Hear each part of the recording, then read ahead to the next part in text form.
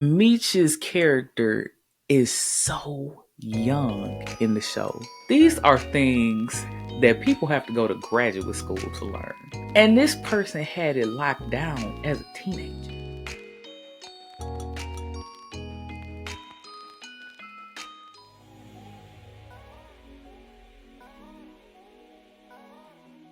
Hey dreamers, welcome back to the Dreaming Forward podcast. This is the inaugural episode of the Out of Scope segment of the podcast.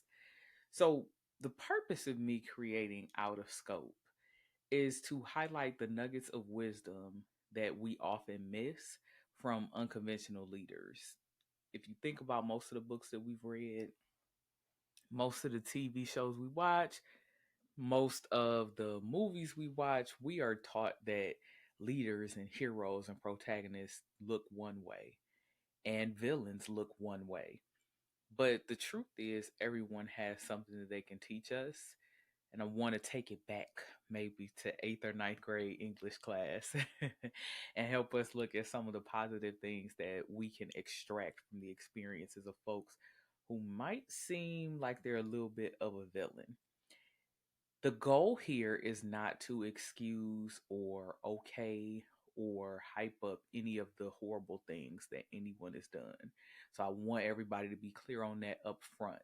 There are some people we're going to discuss on this segment that were terrible people, terrible characters, horrible folks, would never want to emulate maybe their career path or some of the actions that they took.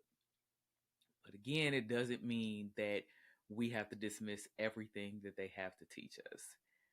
I will do my best also to stay true to the character as they are presented in the television show or in the movie. That's important because some of the people, including the person we're going to talk about today, they are based on real folks. And I don't want to get mixed up in what's true, what's not. So if you are somebody who knows the people that I'll talk about in these segments in real life, listen, don't try to get on me. I'm going straight off of what is presented in the form of art that I see them in. So if it's television show, a movie, etc., I'm just going to do my best to go off of that and we're going to keep it going. So with all of that being said, let's start with our character for today.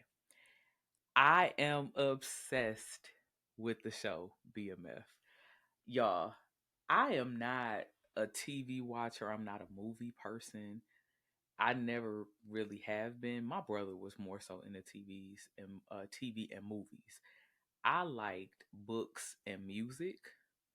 So for me to watch any TV show, it's a big deal. Most of the time, if the TV is on at all, which is very rare, I got on episodes of CSI Miami, like reruns of Law and Order, just stuff that's on in the background, Hallmark movies. I don't watch TV like that. So when I heard BMF was coming out, the reason why I watched it to begin with is because it was set in Detroit. And I'm like, hold on. Y'all know I'm a native Detroiter, so I said, well, let me watch this because they better not misrepresent the city. And I want to see if they going to do this right. I watched the first episode, y'all, and I was hooked. I was hooked. I was like, oh my God, I got to keep watching this. And I really love the show. I found that it represented Detroit appropriately. So I was born in 1985. The show starts, the setting of the show is when I was probably a toddler. But I'm looking at the way certain things are described, and I say, yeah, that's the city, the places, the way people speak, not necessarily the accents, because some of them I'm like, eh. But in general, they are true to what I remember of the city when I was a kid. But more importantly, I could empathize with the family dynamics, the internal conflicts of some of the main characters, and just the overall push against these systemic forces that just seem insurmountable. With that being said, like I said in my disclaimer, I do not support any illegal activities, any nefarious activities, of course. But I am truly fascinated by Big Meech's character, who ironically is played by his son, Lil Meech. And if you don't know about BMF, let me just explain the show. So BMF, which stands for Black Mafia Family, is a crime drama, I think would be considered, that is on the Stars Network. It is executive produced by 50 Cent, and it is the fictionalized account of the very real Flenory brothers, Demetrius Flenory Sr., aka Big Meech, and Terry Flenory, aka Southwest T, who are two brothers who were raised in Detroit, Michigan, and became two of the most notorious drug dealers in American history. Uh, Terry, or Southwest T, is now out on parole. In Detroit, I think Big Meech is still in prison, but apparently he could be getting out as soon as 2025 again. I don't know all of that. But how the show starts, particularly in season one, it starts when they're teenagers and it has flashbacks to when they're little kids too.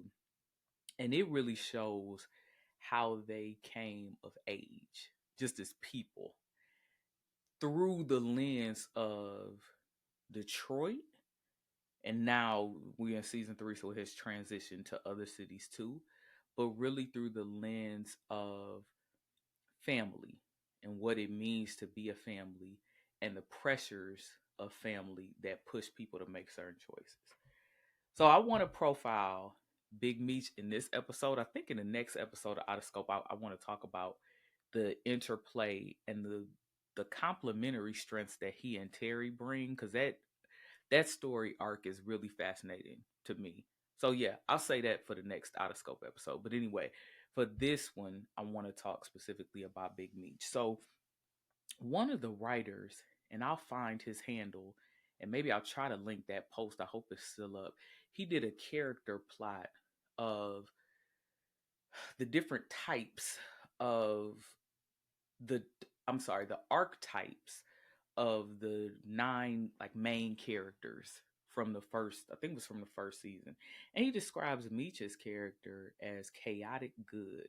And I found that so fascinating because, first of all, if you watch the show, you'll know that is exactly what's going on. But I'm so fascinated by the fact that Meech's character is so young in the show. When the show first starts, I think it starts in 85, maybe 87 at the latest. And this man is operated at a level that you would expect of someone who is running a mid-sized startup. The sophistication of the business strategy, the foresight and ability to do forecasting and financial planning, the ability to recognize how to shore up and strengthen the supply chain, the ability to leverage diplomacy. These are things that people have to go to graduate school to learn. This is stuff that people work 20-year careers as executives and still have a hard time grasping. And this person had it locked down as a teenager with really very little formal education. And as I'm watching him navigate these situations, I'm so impressed by the character's ability to always keep the main thing the main thing. In the episodes, there is one in particular where he is realizing that his right hand man is a snitch, basically, and is an informant with the police. And the right hand person, B. Mickey, shows him this hat where the wire is in the microphone. And Meech realized he got to get out of there, like quick. He got to go. And as he comes out, he doesn't forget to take the bag of drugs. I was like, what? Like, most people would be like they running, they getting out of there. But he never forgets why he's doing anything. It don't matter if people start having a shootout, he not gonna leave the money. It don't matter if people threatening to kill somebody, he gonna make sure that such and such person is safe. Who was that? The Lamar character was just firing on him. He pushed his friend out the way, make sure he's safe. I mean, it's just the level, the level of hyper awareness of being able to prioritize things is truly fascinating. And I think a lot of people would almost describe that probably as a trauma response. I could believe that, but I'm just completely fascinated with with how the character has developed. On the other side of that though, I think some of the ways that people describe that character is that he's very stubborn and he don't listen to other people. But one of my main takeaways, and I hope that this is something that you can rock with too, is that when when you have to take on outsized levels of responsibility too early in your journey, and by journey that could mean your career, your marriage, your relationship, your friendship, a job, responsibility, a project, you don't ever learn how to come down from that. So even when I think about my own career, I was an advisor to senior executives at almost every job I had from the start of my career. I'm talking about coming out of undergrad as a bank teller and advising my branch manager on stuff. And I never learned to fully trust people's ability to be a partner or a peer, not until much later. I It was hard for me to have boundaries with folks and not overgive. It was hard to find healthy outlets to form connection at times. And it was because I never really got a chance to have almost like an adolescence to get to leadership. It's like thrown into it and a level of maturity was expected right away. And I see that a lot in Meech's character. When he's first introduced at through the flashbacks, it is him essentially being mentored by this OG. And I think the way the show sets it up, he was maybe 11 or 12. And this is how he gets into the game. This person teaches him the game. But almost right away, his brother wants to join him, T, his younger brother. And so, of course, when T joins him, he is now responsible for his little brother. In the show, Meech is the oldest. And I think that's true in real life, too. I'm pretty sure that's true in real life. And he is responsible for making sure that his younger siblings are okay. You know, the parents don't make enough money to send the little sister to Boblo Island. So Meech come with a stack of money. Boom, here you go. It's Meech's responsibility to check in with people's emotions and get folks back on track. When the parents can't pay the mortgage or the taxes, Meech come pay it off. When people are trying to kill the family, in part because of Meech and T's activities, it's Meech's responsibility. When somebody is trying to harm Southwest T, he ends up getting shot in the show. Meech figures that out. And the amount of responsibility. This is the thing that people don't understand sometimes about people who can seem so pig-headed and stubborn. You can't pick and choose when it works to your benefit. So if you like when that person is stubborn and always has the answer and can flow and make sure the stuff is taken care of when it helps you, and when you don't have to take responsibility, you can't play yo-yo and puppeteer when it's time for them to learn to release some of that control, because you have now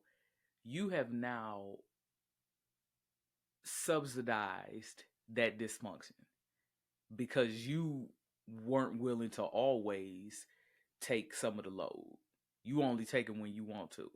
And so I'm interested to see how that develops in the season. I think the way season 3 is shaping up, so it's only been one episode so far, season 3. The second episode comes out this week. Um, but I'm interested to see how he navigates that with the new crew in Atlanta, because now in season 3 he is officially moved and relocated himself from Detroit to Atlanta, but the operation is still based in Detroit too, so now it has dual headquarters. So I'm interested to see how that shapes up. Again, we know how it shaped up in real life, and there's countless documentaries and stuff, but I'm interested to see how the show plays that arc out. Another thing, and I'm probably going to end on this note, I watch how he is unable to experience real vulnerability. So the vulnerability that he shows, it's like in pieces.